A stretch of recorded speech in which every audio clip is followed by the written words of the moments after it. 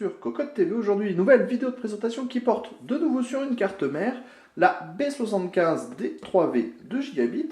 Une carte mère pour Ivy Bridge, mais qui exploite donc le chipset B75 et non le Z77. Tout de suite, on découvre le bundle. Vous allez le voir au niveau du bundle, on fait plutôt dans la simplicité avec une plaque à placer à l'arrière de votre boîtier, deux câbles SATA dont un coudé, une notice d'utilisation avec bien sûr un DVD pour les pilotes, et enfin un guide d'installation rapide. On s'attaque tout de suite à la carte mère. Nous voilà maintenant au-dessus, la GA-B75D3V, une carte mère plutôt milieu de gamme qui sera proposée aux alentours des 80 €. On trouve ici le socket 1155 qui pourra donc accueillir un processeur Sandy Bridge ou Ivy Bridge. On a également cette phase d'alimentation, un connecteur 4 pins pour alimenter justement le CPU en électricité. On trouve ici 4 ports DDR3 à la norme 1600 MHz, 32 Go de mémoire maximum.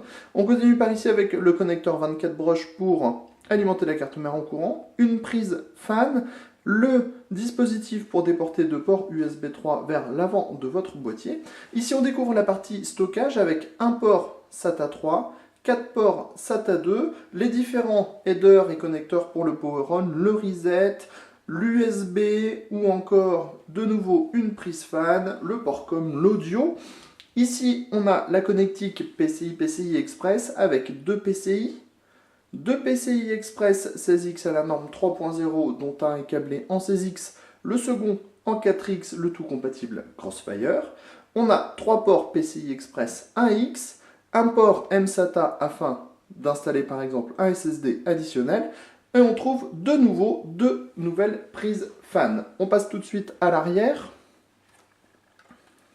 pour découvrir les connecteurs présents de base sur la carte mère, avec deux USB 2.0, un PS2, une sortie VGA, une sortie DVI, deux ports USB 3.0, l'Ethernet 1000, deux USB 2.0 de nouveau, et le son en analogique.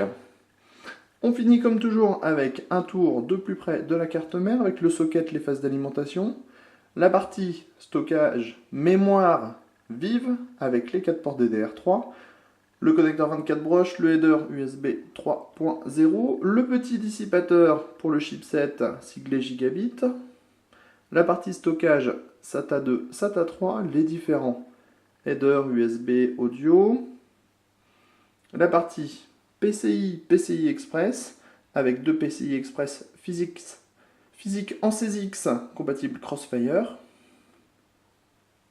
et enfin le petit port mSATA pour un SSD additionnel à ce format.